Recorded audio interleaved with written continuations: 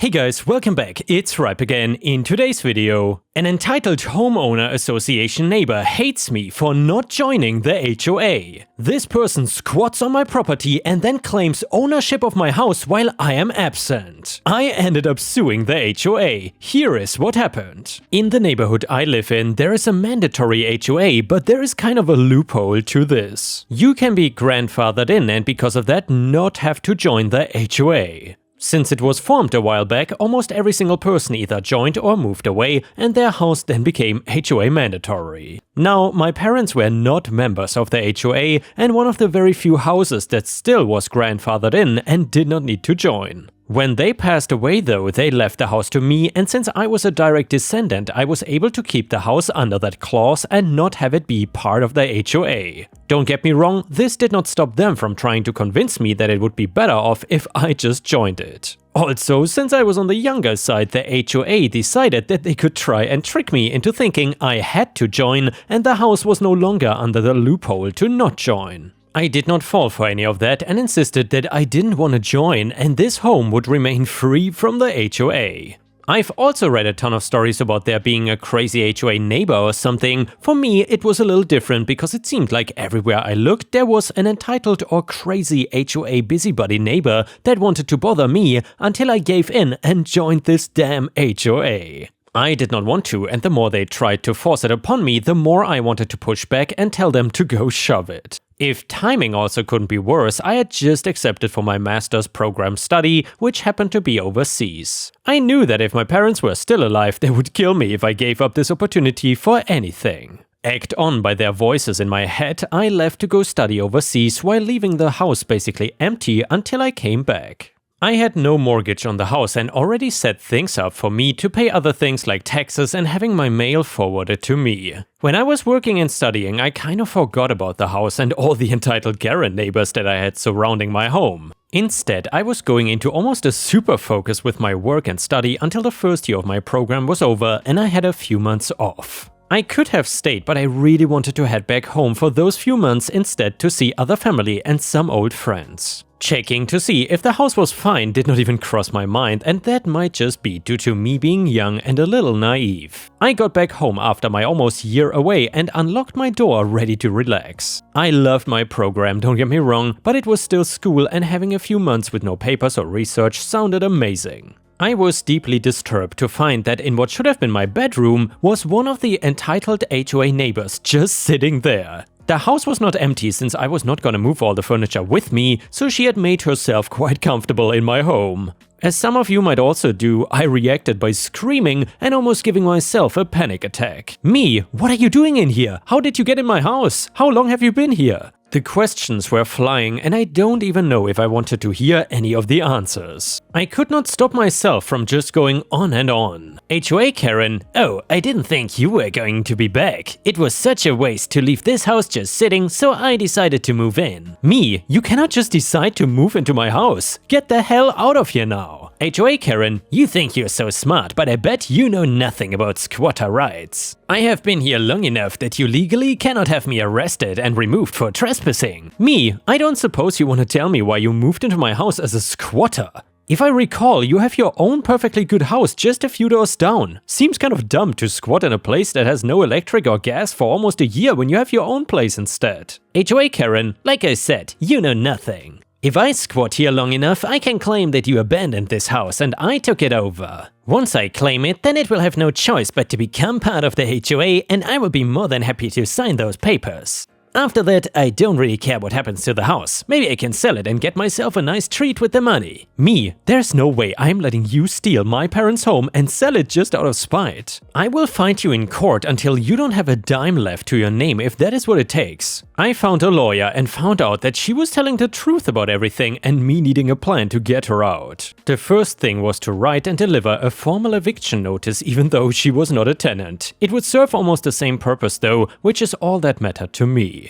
I was also filing a lawsuit against her for breaking into my house and squatting since I knew she wouldn't just go quietly. When the month for the eviction notice was up, I was finally allowed to have police come to the house and force her to leave. Of course, she knew this was coming and before she left, destroyed everything she could get her hands on. I was gonna add those damages to the lawsuit, so don't worry about that. In court, she was trying to claim that since she squatted at the house for nearly a year with me nowhere to be found, I had clearly abandoned it and she was claiming it. She was arguing that she was the rightful owner because of that and I should be stripped of the deed to the house. Since I went through proper channels to go study overseas, it was not considered abandoned. She did not think that she was gonna get in trouble for squatting, but the judge told her that with it on the rise, it's being seen as a more serious offense than in the past. She was facing a huge fine for that, not to mention the damage she had done to my house. She was found guilty, and while she avoided jail, she didn't evade having to pay massive fines and payouts for the squatting and damage she had done.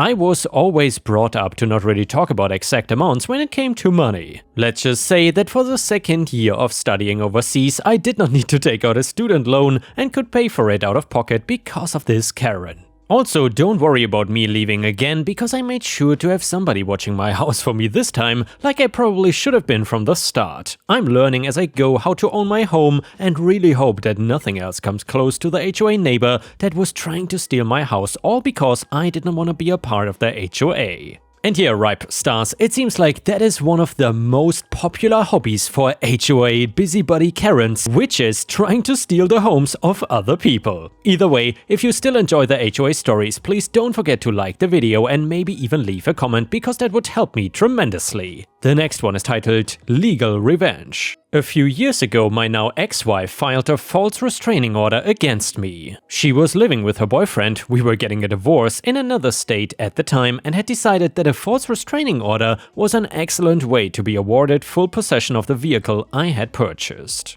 We only had one key to the vehicle and she was in possession of both the key and the vehicle. This is important for later. I was exceedingly upset that she had knowingly filed a false restraining order, and upon being served, I immediately submitted my appeal and a request for a hearing. I contacted my company and had them print off all my Department of Transportation GPS logs as well as company internal vehicle tracker data.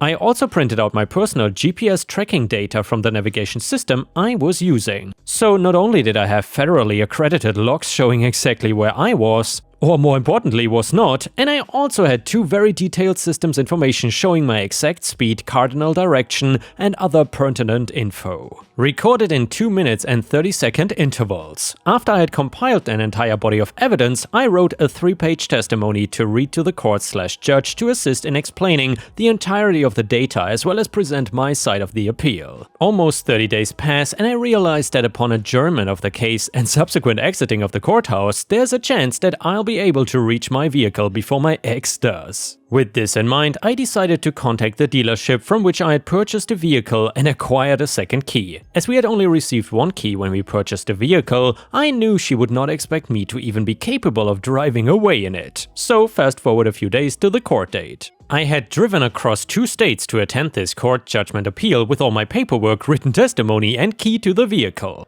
I arrived approximately 4 hours prior to the hearing time and patiently waited for the magic moment to come. Bad news though, it was extremely anticlimactic. As she was a no-show, the judge summarily ruled in my favor and the restraining order was dismissed. The judge then asked if I had anything further for the court, and if not, I was free to go. So I very politely asked, "Me, Your Honor, it is my understanding that the restraining order/PPO is lifted, yeah?" Judge: "Yes, ma'am." Me: "So am I at this time able to retrieve my vehicle?" Judge: "Ma'am, as the judge of this courtroom, I'm unable to provide you with any form of legal advice." Me: "Okay, so I'm sorry." Judge: "However, if you find a seat in the back of my courtroom, my secretary/court recorder, I don't remember the term, will provide you with a signed order of dismissal for the restraining order and PPO. If you were to be questioned by law enforcement for any reason regarding property or contact, it's best to have this documentation on your person, as the cancellation of the order may not reach the police system until close of business today." The way in which the judge had worded her response was very clear in intent. She could not specifically tell me that I was good to retrieve my vehicle, but she was taking the extra time to provide me with the paperwork that gave me a legal opportunity to retrieve my vehicle. So I sat down, and after nearly 10 minutes, the court official that was designated with the task of typing and printing the paperwork got the judge's signature on it and brought it to me. As I put it in my binder of other paperwork and turned to leave the courtroom, the judge called out to me, "Judge, Mrs. OP." Me, turning in mild surprise, "Yes, Your Honor." Judge with a devious smile, Good luck. So now I had to formulate a plan. See, as the ex-wife had not been present for the court proceedings, neither was my vehicle. I had the address for her boyfriend/boyfriend's parents' house, as it was all over the initial restraining order's list of protected properties. And she had accidentally left a notebook with it written upon it when she first left to be with the guy. I decided to utilize Uber to go to the address and check if the vehicle was present at the address. Upon starting the Uber trip, I requested the driver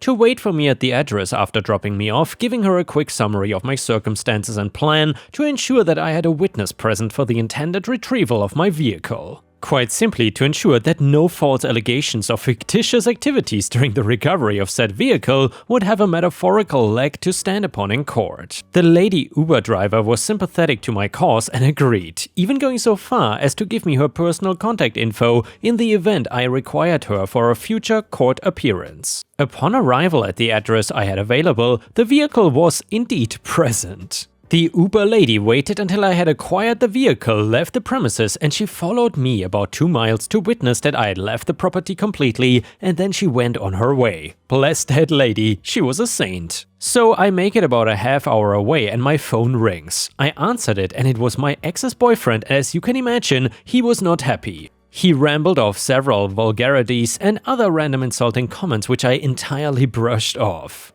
Then he made a very large and unintelligent mistake. He said, "If I ever see you again here or anywhere, I will blow your head off." Now, I'm a veteran, I don't take very kindly on threats to my life. I was upset at him, I was upset at her, and I was just handed a gift-wrapped means of complete and utter destructive revenge. I immediately hung up with him and dialed 911 to report a verbal threat on my life. I headed to the parking lot of a local big box store to meet the responding officer and ensured I did not leave until I had a case number, attached written statement, and the reporting officer's identification information. I completed my trip to my home state, and the following Monday, this was all on a Friday, I went to my local courthouse and filed for an emergency restraining order/PPO. The judge that was available to hear my case for an emergency order was, interestingly enough, the same judge handling the divorce. She listened to the case I provided, reviewed the police report information I provided, and issued the requested emergency order. Does not sound like a pro-revenge, does it? Well, my ex-wife was living with the guy in his parents' basement. The restraining order/PPO issued by the judge protected myself, my property, and my spouse from him. See, we were still legally married, so I was legally able to list her as protected party. When the restraining order was served, he could not be within 600 feet of my now ex-wife.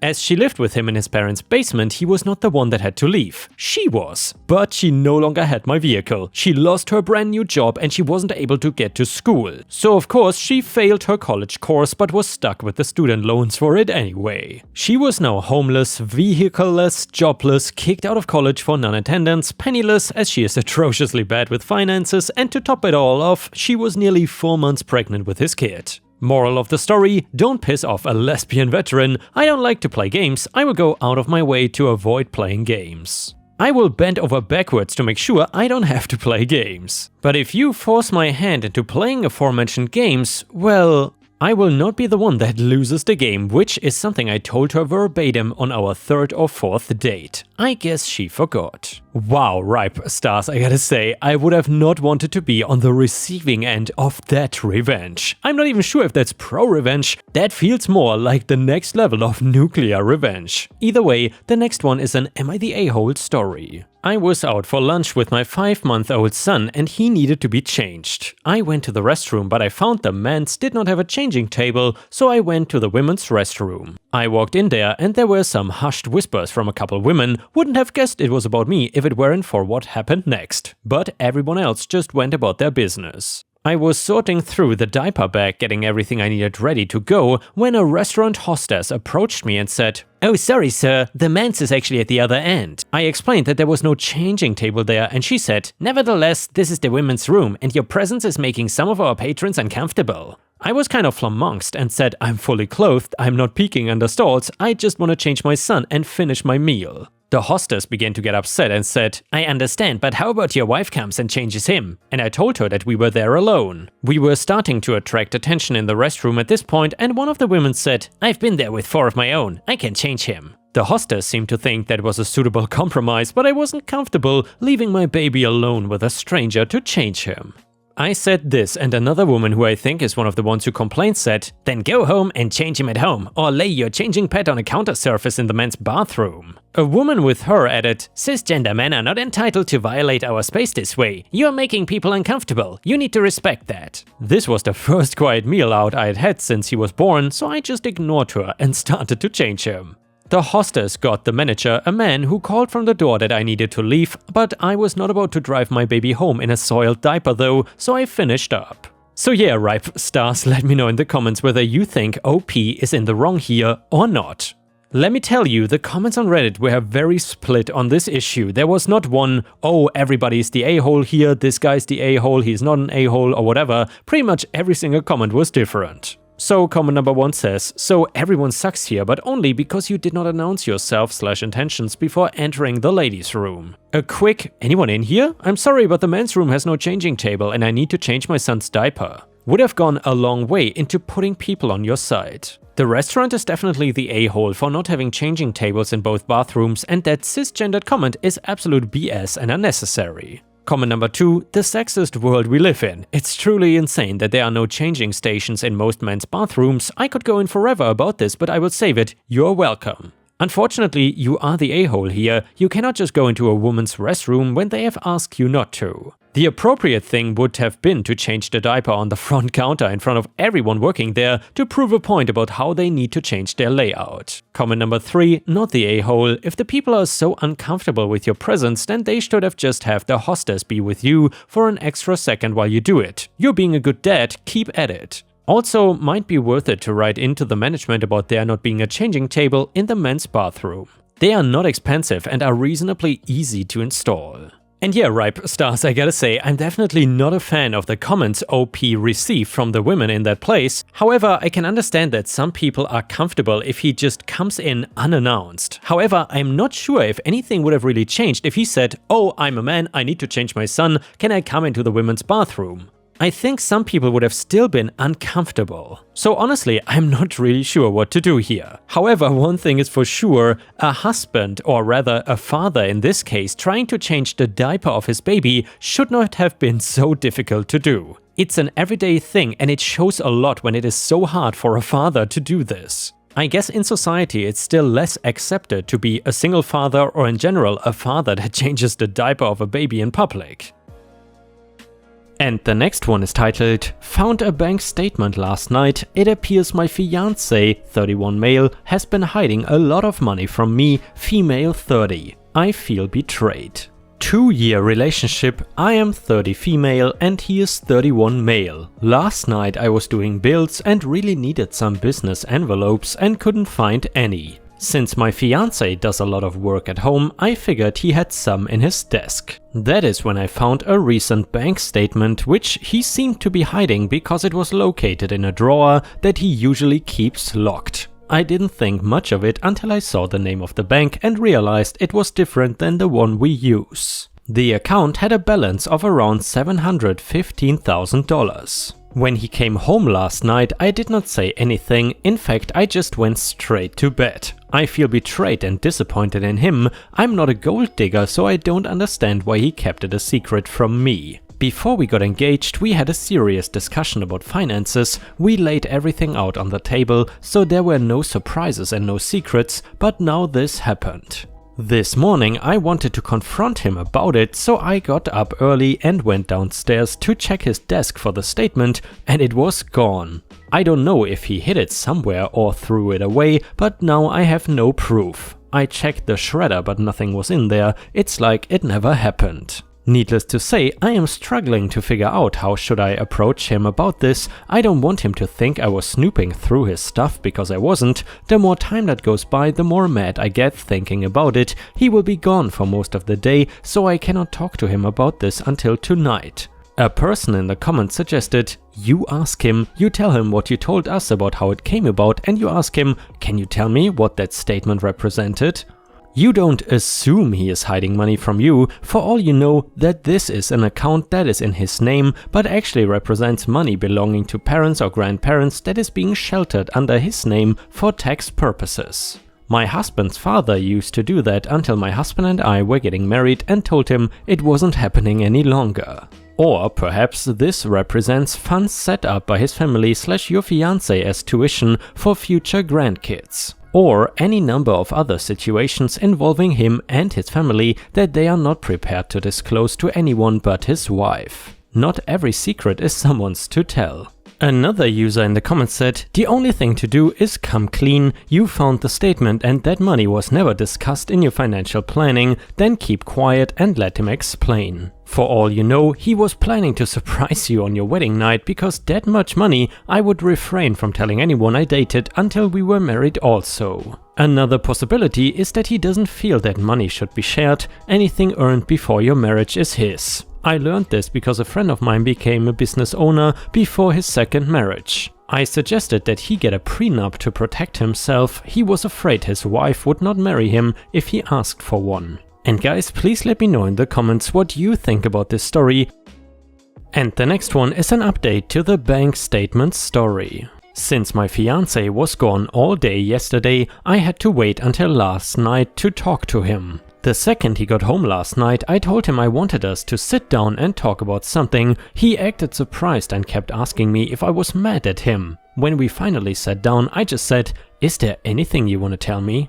Then, long silence, he was nervous and kept avoiding eye contact with me, so I just stared at him waiting for an answer. Finally he said, "Yeah, I need to tell you something I lied about, but I'm afraid you're going to get really mad at me." I assured him everything would be fine as long as he was honest with me, and then he told me about the money. It turns out his mom came from a wealthy family, and when she died a few years ago, he inherited everything. His parents were divorced and his mom never remarried. And since he was the only child, he got everything that was hers. As of last night, he said the inheritance is worth a little over $4 million, like 4.1 or 4.2. He said he doesn't know the exact amount, but would show me everything when they sent him the paperwork for the fourth quarter. He told me it was invested conservatively and that the bank statement I found the other day was actually one of his investment accounts. Needless to say, he seems extremely happy and relieved now that everything is out in the open. I asked him why he kept it a secret for so long, and he said he has never told anyone about the money. He was afraid it was going to change things somehow.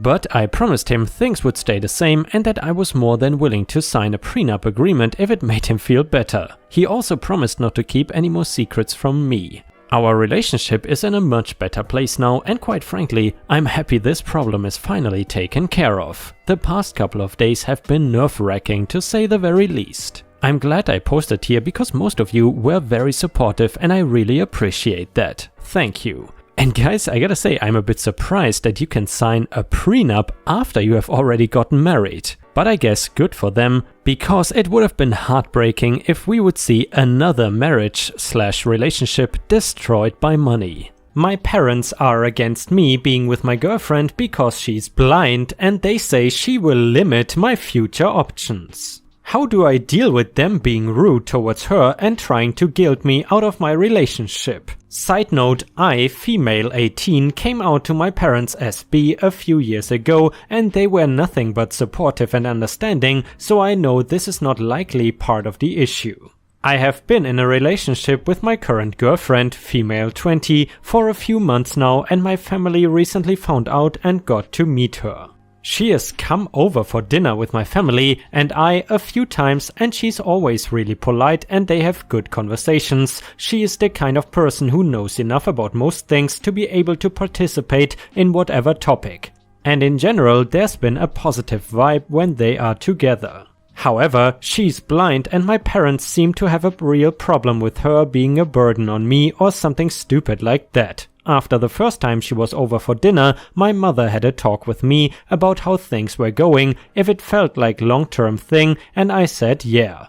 They sat me down again later that week and talked about how I need to always make sure that I am thinking things through and considering my best interests, etc., and I did not feel comfortable, so I did not prolong it. After she'd been over a few more times and once again there was no obvious issues in them getting along or any animosity, Mom asked to talk to me again and discussed how it is not in my best interest to be with someone who will limit my future options. I admit, when we talked I reacted badly and got angry because she was saying it in a really condescending tone and acting like my girlfriend is helpless or something. She is really independent and capable, and I've explained that before. And since then, they have not had a conversation for the past few weeks, but they don't like whenever I bring her up, and they've been a lot more cold and almost rude to her at points for no particular reason. They don't greet her when she comes over to hang out or try and show interest, and when they do talk, they have this stupid patronizing way of doing it that irks me. I have no clue what to do about this because they are just being discriminatory and unpleasant about something that does not affect them because they think she's gonna limit me somehow, and I seriously hate it. I'm worried they are just trying to be passive aggressive to make her feel bad and guilt me. Advice needed big time. And a user in the comments said something very beautiful actually, which is listen to your heart and not your parents. And another person said, look, your parents are somehow not bigots against bi women, but are obviously bigots when it comes to the disabled. It is not 1464, a blind person can and will lead a productive and healthy life, as they should know from talking to her. You should tell them that they are only going to alienate you if they keep acting in this disgusting way, and make it extremely clear that what they are doing is bigotry. I would also stop bringing your girlfriend over and cut your parents out from you and her relationship until they learn some maturity. I'm sorry you are going through this. I'm proud of you for taking your girlfriend's side without hesitation. Good job. And another person said, I'm a little older than you and a guy, 24 male, but my ex-girlfriend is blind. Though we are separated right now for a bunch of personal reasons, our relationship was absolutely amazing for the year we were together, and I could not have asked for a better partner. While we were dating, not a single one of my friends or family members ever said anything negative or insulting or critical about her or her disability. You know why? Because they support me and they are not ignorant trash. I'm afraid I don't really have any practical advice for you here, but just know that your parents are 100% in the wrong, and that truly supportive people in your life won't even think, much less say, that sort of nonsense. Because it really is just nonsense. I wish you guys the best. And with this, we have reached the end of the video. However, if you cannot get enough of my content, please check out my endless playlist, where you can find thousands of hours of content. In addition, please don't forget to subscribe to my channel to not miss any of my daily uploads. Thank you so much in advance, and I hope to see you again tomorrow.